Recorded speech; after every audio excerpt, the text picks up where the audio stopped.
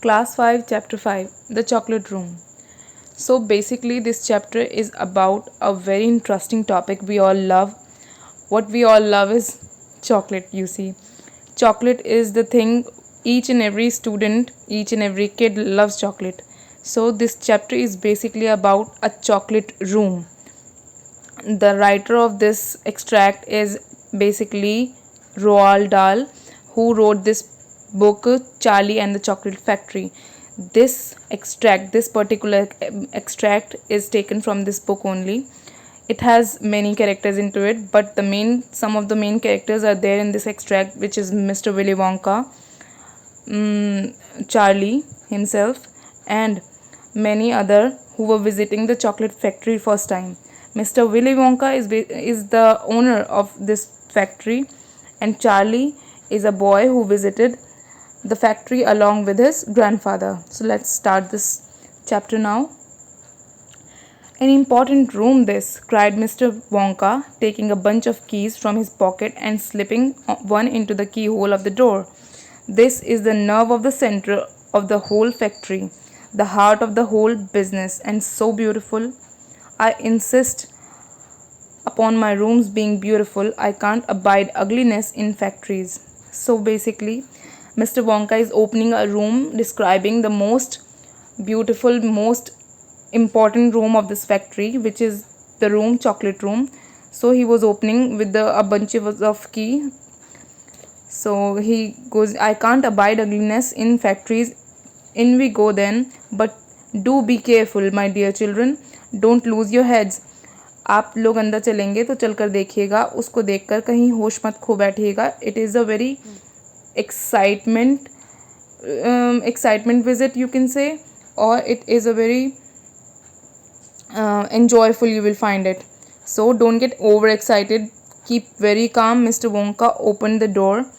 उन्होंने बच्चों को सजेस्ट करते हुए, बच्चों को एडवाइस करते हुए कहा कि ज़्यादा एक्साइटेड मत होइएगा, आराम से सारे रूम को विज़िट करिएगा.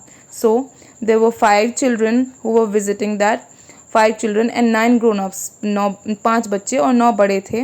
उन्होंने अंदर जैसे एक कदम रखा और वो एक बहुत अच्छे नज़ारे से उनकी आंखें मिली. मतलब उनकी आंखों ने बहुत अच्छा नज़ारा वहाँ देखा. बहुत जो उनकी आंखों के सामने था वो कुछ इस तरह डिस्क्राइब किया गया है चैप्टर में. They were looking down upon a lovely valley. There were green meadows on either side of the valley. So there was a valley. वहाँ पर एक घाटी थी जहाँ पर दोनों तरफ घाटी के बहुत दूर दूर तक फैले हुए हरे घास के मैदान थे. ऐसे दिखने में वो घास के थे, but basically it was all made from the chocolate. The blades of the grass was basically made of chocolate only. They were really tasty. They were yummy, as you can say. So there were green meadows on the either side of the valley, and along the bottom of it there were flowed a brown river. What is more, there was a tremendous waterfall halfway along the river, a steep cliff over which water curled and rolled over into the sheet and then went crashing down into the boiling churning whirlpool of froth and spray. So वो देख रहे थे कि उनके सामने बहुत अच्छा नज़ारा है, वहाँ पर बहुत कुछ है. वहाँ पर एक घाटी है, एक चट्टान है खड़ी हुई ऊंची, और उसके चारों तरफ बहुत कुछ है. एक झरना बह रहा है जो कि ब्राउन कलर की रिवर से जाकर मिल रहा है, और वो ब्राउन रिवर बेसिकली क्या थी, वो चॉकलेट थी. और वहाँ पर चॉकलेट की नदियाँ चारों तरफ बह रही थी. उनकी आंखों के सामने जो नज़ारा था वो ये था. बिलो द वाटरफॉल, उस झरने के नीचे बहुत कुछ उनको देखने को मिला. एस्टॉनिशिंग साइट ऑफ ऑल, मतलब बहुत ही ज़्यादा beautiful, very surprising sight they saw over there. A whole mass of enormous glass. Enormous means बड़ा. जो बहुत बड़े बड़े ग्लास पाइप्स वहाँ पर लटक रहे थे और वहाँ पर हैंग हुए थे, विच वर totally transparent because they were the chocolate flowing into them were clearly can be seen throughout them. तो वो वहाँ से नज़र आ रहे थे आराम से. From somewhere high up in the ceiling, वो कहीं लटके हुए थे ऊपर छतों में कहीं. They really were enormous those pipes. There must have been a dozen of them at least, and they were sucking up the brownish muddy water from the river and carrying it away to the goodness knows where. मतलब वहाँ पर बहुत सारे थे इसी तरह के कई दर्जनों के हिसाब से वहाँ वो बड़े बड़े पाइप्स लगे हुए थे और वो सारी चॉकलेट जो रिवर के अंदर थी वो उसे खींच रहे थे, खींच कर वो ना जाने कहाँ लेकर उसे जा रहे थे, goodness knows where. And because they were made of glass, you could see the liquid flowing and bubbling along inside them.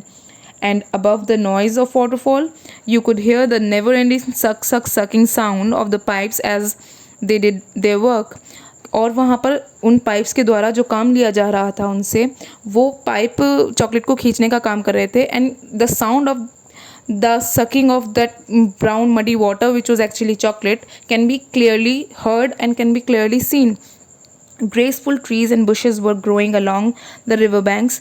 नदी के किनारों पर बहुत अच्छे trees वहाँ देखने को मिल सकते थे. And the writer, you can say Roald Dahl, has described very beautifully all the trees over there. You can see that weeping willows and alders and tall clumps of rhododendrons with their pink and red mauve blossoms. आप यहाँ पर देखेंगे कि वहाँ पर क्या था, वहाँ पर एक तरह का पेड़ था जिसे क्या कहा जाता है, weeping willow. Weeping willow is a tree which is denoted by hope, यानी उसको कहा जाता है कि it is a tree of hope.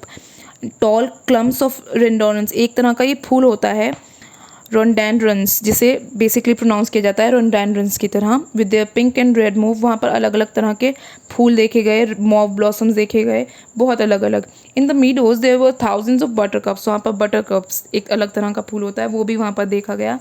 There, किसी ने इशारा करते हुए एक तरफ कहा, मिस्टर वोंका ने, dancing up and down pointing his gold topped कोन.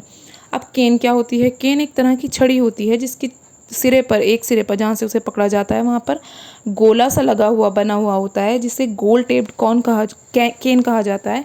केन होती है छड़ी जिसे पकड़कर चला जाता है और जिसके सिरे पर एक गोल्ड कलर का गोला लगा हुआ होता है. तो उन्होंने उसके से की मदद से इशारा करते हुए कहा, वहाँ देखो उस तरफ, इट्स ऑल चॉकलेट, वहाँ वो सब चॉकलेट है. Every drop of that river is hot melted chocolate of the finest quality. यहाँ वो सब चॉकलेट है और बहुत बढ़िया क्वालिटी की वो चॉकलेट है.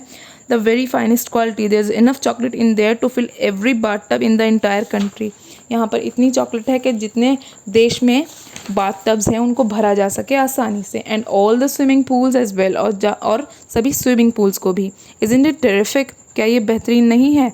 And just look at my pipes, they suck up the chocolate and carry it away to all other rooms in the factory way it is needed.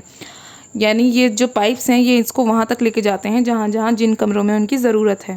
Thousands of gallons an hour, my dear children, thousands and thousands of gallons. यानी gallon क्या होता है? Gallon is a unit to measure something which is in liquid.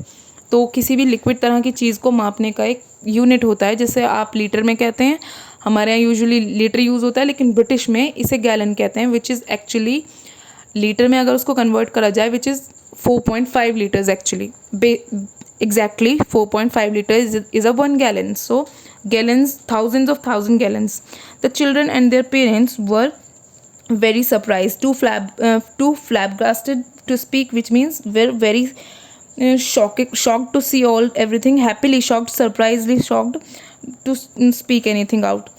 They were staggered, they were dumbfounded, they were bewildered, dazzled and they were completely bowled over. यानी वो बहुत खुश और इतने ज़्यादा बह चुके थे उन सब नज़ारों के साथ कि उनका कुछ भी बोल पाना बहुत मुश्किल था. by the hugeness of the whole thing, यानी इस सब की चीज़ की इतनी विशालता को देखते हुए, इतनी बड़ी चीज़ों को देखते हुए वो सब एस्टोनिश थे, यानी बहुत सरप्राइज थे वो. दे सिंपली स्टूड एंड स्टेड, वो सिर्फ खड़े हुए थे और सिर्फ देखे जा रहे थे सब कुछ.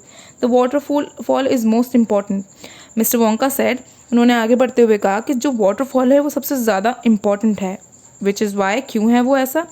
Because it mixes the chocolate and it churns it up, it pounds it, beats it, यानी इसको ये फेंटता है, घोलता है, घुमाता है, पलटता है और इस तरह से चलाता है. यानी ये सब कुछ उसको करता है चॉकलेट को, जो इसके लिए ज़रूरी होता है करना कुछ भी इसका बनाने से पहले. इट मेक्स इट लाइट, ये इसको हल्का बनाता है और झाग वाला यानी फ्रॉथी बनाता है.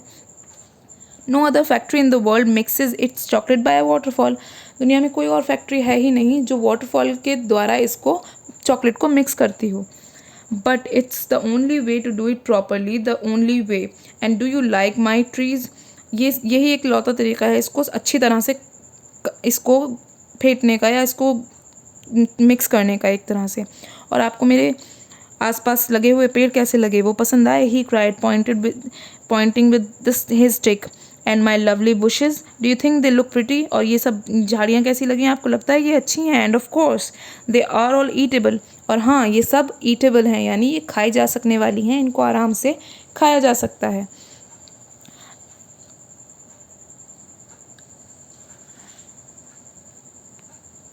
They were all eatable, they are all eatables, all made of something different and delicious। सभी जो है इनमें अलग अलग तरह की और अलग अलग टेस्ट की बनी हुई हैं। And do you like my meadows, आपको ये मीडोज़, मेरे जो घास के मैदान हैं दूर दूर तक, वो कैसे लगे? Do you like my grass and butter cups, the grass you are standing on my dear little ones is made of a new kind of soft minty sugar and I have just invented. ये जो आप जिस घास पर खड़े हुए हैं, ये अभी अभी इन्वेंट की हुई, यानी अभी मतलब कुछ ही समय पहले इन्वेंट की हुई एक तरह की मिंटी चॉकलेट है, जिसे हमने घास का रूप दिया है। आई कॉल इट स्वज, मैं इसको स्वज बुलाता हूँ। ट्राई अ ब्लेड, यानी घास का एक तिनका तोड़कर खा के देखिए। प्लीज़ डू, इट्स डिलेक्टेबल, यानी it is very yummy, you can taste it।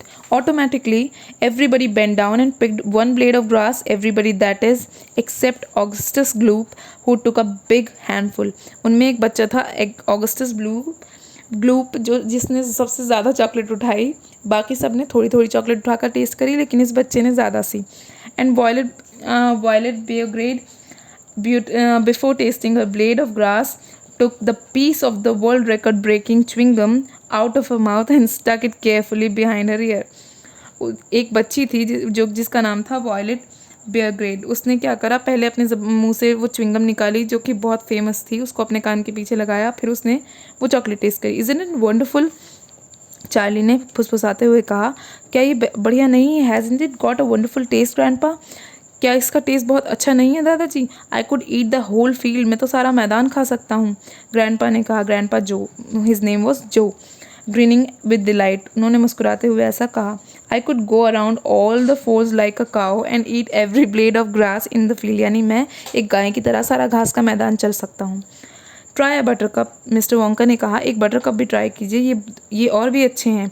Suddenly the air was filled with screams of excitement, अचानक से सारे फिज़ा में, यानी सारे अड़ोस पड़ोस में और सारे जहाँ वो खड़े थे उस जगह पर एक हवाओं में एक आवाज़ गूंजी एक्साइटमेंट की, जिसमें ये कहा जा रहा था, the screams came from Veruca Salt की तरफ से ये आवाज़ें आ रही थी।